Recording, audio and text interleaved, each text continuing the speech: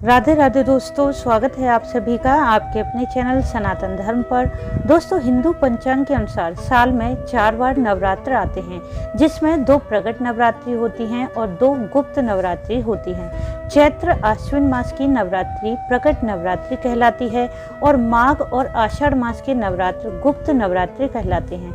वैसे तो इन चारों नवरात्र में भक्तजन माँ शक्ति की पूजा पाठ, व्रत, उपवास करते हैं, परंतु गुप्त नवरात्रि में माँ शक्ति की पूजा के साथ साथ 10 महाविद्याओं का भी पूजन किया जाता है। साथ ही उनके मंत्रों का जाप करते हैं।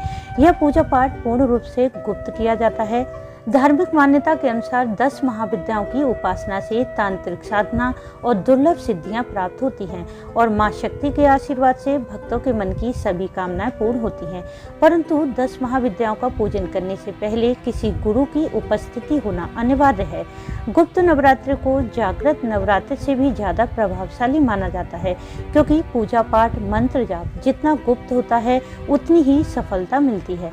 तो आज की वीडियो में मैं आपसे शेयर करने वाली हूँ कि साल 2024 में आषाढ़ मास के गुप्त नवरात्र कब हैं, यह नवरात्र कब शुरू हैं, कब समाप्त है। इस बार नवरात्रि 9 दिन की ना होकर 10 दिन के पड़ रहे हैं, इसलिए जानेंगे कौन सा नवरात्र किस दिन पड़ेगा और जानेंगे प्रथम दिन कलश स्थापना का शुभ मुहूर्त क्या रहेगा। इस नवरात्रि में माँ दुर्गा की 9 दिनों तक किस प्रकार पूजा करें, किस मंत्र का जाप करें, किन वस्तुओं का भोग माता को अर्पित करें जिससे व्रत करते हुए या बिना व्रत करे भी माँ दुर्गा की कृपा प्राप्त हो जाए।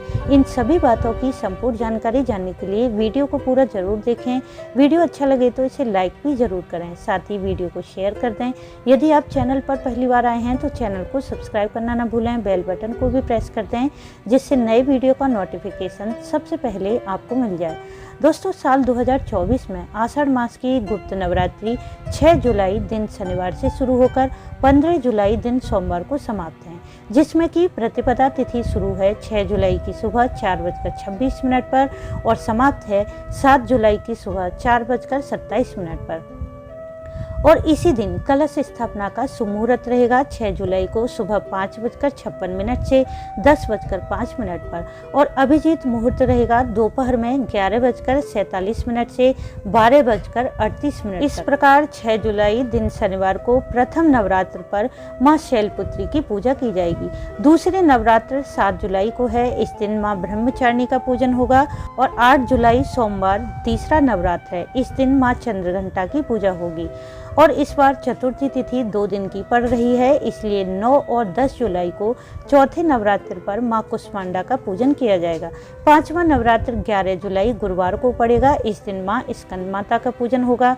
6ठा नवरात्र 12 जुलाई शुक्रवार को पड़ेगा, इस दिन माँ कात्यायनी की पूजा होगी।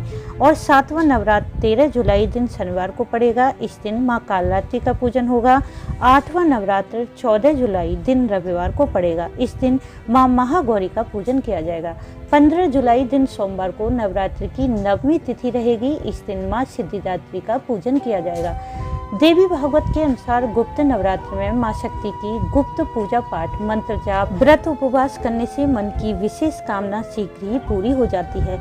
इन नवरात्र में यदि आप पूरे 9 दिनों का व्रत उपवास करना चाहते हैं तो 6 जुलाई दिन शनिवार को सुबह के समय जल्दी उठकर स्नान आदि करके एक चौकी लगाएं, माता की मूर्ति स्थापित करें। आप चाहें तो इस दिन कलश स्थापना कर सकते हैं और अखंड ज्योत भी जला सकते हैं, परंतु यदि आप ऐसा नहीं करना चाहते हैं तो साधारण तरीके से भी पूर्ण सात्विक रहते हुए माता के 9 स्वरूपों का 9 दिनों तक पूजा पाठ कर सकते हैं, जैसा कि आप प्रकट नवरात्र में करते हैं। बिल्कुल उसी प्रकार से सुबह और शाम शुद्ध घी का दिया प्रज्वलित करके सभी पूजन सामग्री, रोली, पुष्प, अक्षत, लौंग, इलायची, धूप, दीप इत्यादि द्वारा माता का पूजन करें। आप चाहें तो नित्य प्रति दुर्गा सप्तशती, दुर्गा चालीसा का पाठ कर सकते हैं, माता की आरती करें, सुबह और शाम माता को भोग लगाएं। यदि आप अलग अलग प्रकार के भोग लगाने में असमर्थ हैं तो आप लौंग बतासे का भोग नित्य प्रति 9 दिनों तक माता को लगा सकते हैं। यह भोग माँ को अत्यंत प्रिय है। यदि आप किसी विशेष कामना पूर्ति के लिए गुप्त नवरात्रि में माँ की आराधना करना चाहते हैं तो नित्य प्रति 9 दिनों तक सुबह और शाम नवाड़ मंत्र का जाप करें। ध्यान रखें, जितनी माला का जाप आपने पहले दिन किया है नित्य प्रति, उतनी माला का जाप ही आप 9 दिनों तक करेंगे। इसलिए पहले दिन ही मंत्र जाप की संख्या का आप संकल्प कर लें कि कितनी माला का जाप आप रोज करेंगे। साथ ही मंत्र जाप के समय अपना आसन, मंत्र जाप का स्थान और मंत्र जाप का समय एक ही रखें, अर्थात जिस आसन पर आप जाप कर रहे हैं 9 दिनों तक उसी आसन का प्रयोग करें और अपना स्थान भी ना बदलें। साथ ही यदि आपने सुबह 8 बजे नवाड़ मंत्र का जाप किया है तो 9 दिनों तक 8 बजे ही आपको मंत्र जाप करना है, तभी आपको अपने मंत्र जाप और पूजा पाठ का संपूर्ण फल प्राप्त होगा। साथ ही ध्यान रखें, नवाड़ मंत्र का जाप करने के लिए आपको रुद्राक्ष की माला का प्रयोग करना है। यदि आपने गुप्त नवरात्र के 9 दिनों का व्रत उपवास किया है तब तो अत्यंत ही श्रेष्ठ है, परंतु यदि किसी कारणवश आपने व्रत नहीं किया है तब भी शुद्ध सात्विक भोजन करके माता का पूजन, अर्चन और मंत्र जाप कर सकते हैं। बस ध्यान रखें, आपकी पूजा पाठ, मंत्र जाप पूर्ण रूप से गुप्त होना चाहिए। आप अपनी पूजा, मंत्र जाप के बारे में बाहर किसी को ना बताएं। इसके अलावा पूरे 9 दिनों तक ब्रह्मचर्य का पालन करें, बाल नाखून ना काटें, शेविंग ना करें, क्रोध, झूठ और परनिंदा से दूर रहें। भोजन में प्याज, लहसुन, मांस वगैरह का प्रयोग बिल्कुल भी ना करें।